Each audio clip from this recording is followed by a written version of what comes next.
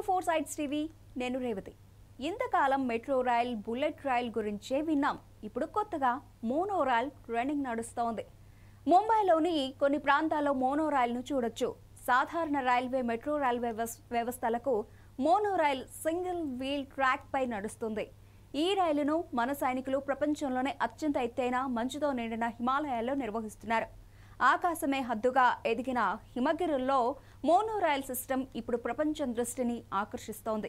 సముద్ర మట్టానికి 16,000 అడుగుల కంటే ఎక్కువ ఎత్తులో ఉన్న కామెంగ్ హిమాలయ శ్రేణుల్లో కాపలా కాస్తున్న భారత సైనికులకు అవసరమైన సరుకు రవాణా కోసం ఈ సింగిల్ ట్రాక్ మోనో రైల్ను శాస్త్రవేత్తలు రూపొందించారు.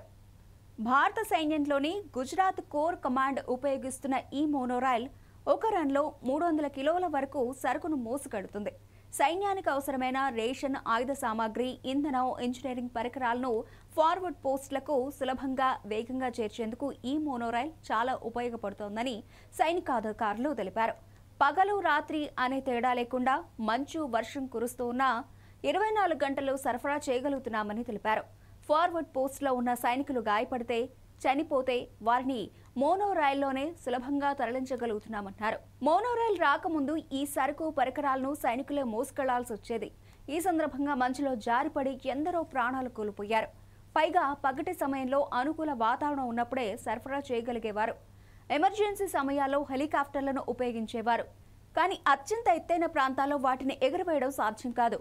శాస్త్రవేత్తలు కొత్తగా ప్రవేశపెట్టిన మోనో రైల్ ఆ సమస్యలన్నింటికీ చెక్ పెట్టి సైనికులకు అత్యంత ప్రీతిపాత్రమైంది. పూర్తి స్వదేశీ పరిజ్ఞానంతో మన దేశంలోనే తయారైన మోనో రైల్ మన శాస్త్రవేత్తల ఆవిష్కరణలో ఒక మైలురాయిగా నిలుస్తుంది.